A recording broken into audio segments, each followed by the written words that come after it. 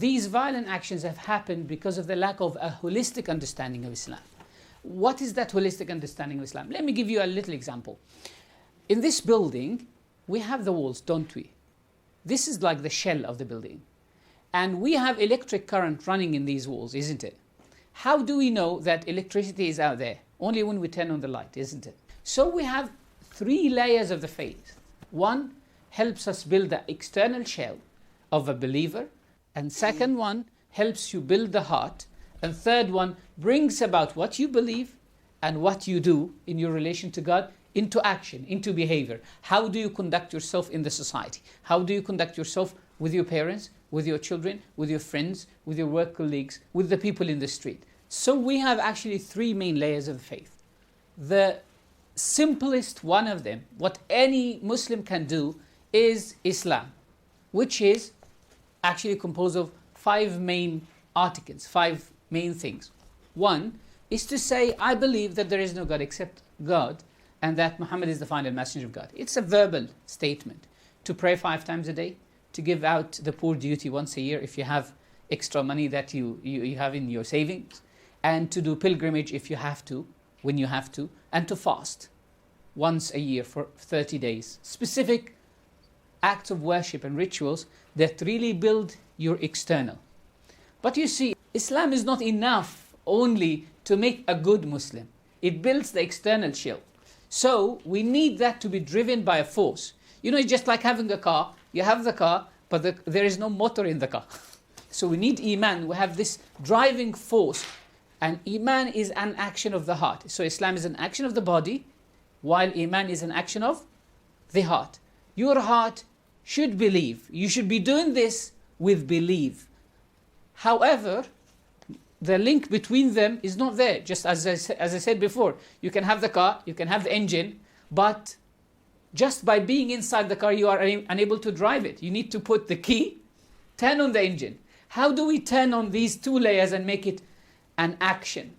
That's the third, which is ihsan. Ihsan, the Arabic word ihsan, is taken from the word hasan, which means sound and nice and excellent. Absence of any of these causes a problem in our understanding and in our behavior and how we present a faith. Okay, any more questions for Sheikh? Yes, young man. What evidence is there in Islam that these 3 layers are non-violent? 2 things. One, belief that God is good. In Islam, an essential part of the faith is to believe that God is good. So He commands only what is good. Any justification of an individual or a group that violence is acceptable is actually haram. Haram means is unacceptable, is unlawful. It is unlawful in Islam to shed the blood of any human being regardless.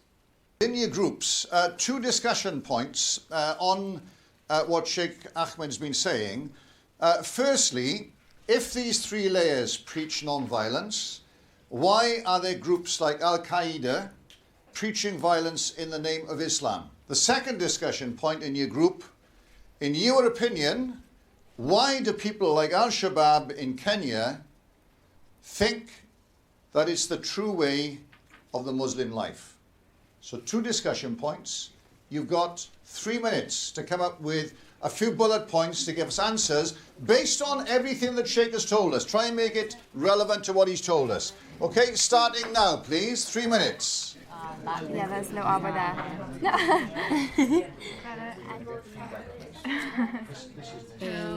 I don't think they have the right view of other religions. Okay, so shall we say not having the right view of other religions? They could be misinformed about how to put their ideas across. Okay. And why would they be misinformed? They might not have had a proper teaching of how the Quran, what the Quran tells them to do. Good. People like Al-Shabaab and Al-Qaeda have interpreted the Quran differently to your average Muslim. And why would that happen?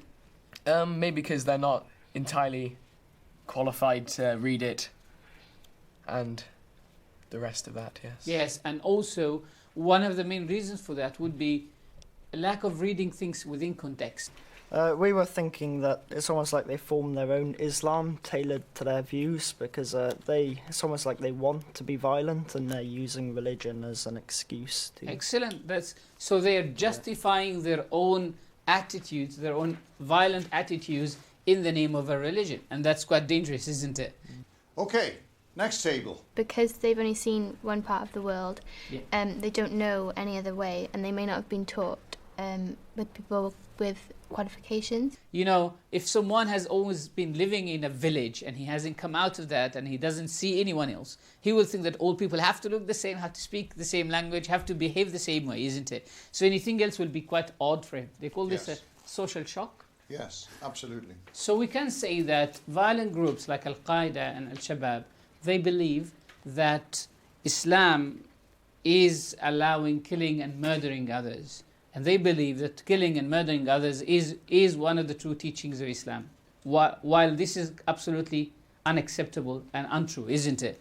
Because the Prophet, peace and blessings be upon him, says a good Muslim is someone who does not harm others, either with words or deeds. If we could then finally summarize this lesson, hands up who knows the answer. Who would you go to if you wanted advice about the Islamic faith? Who's going to put their hands up for that? What's the answer? A imam with a valid ijaza.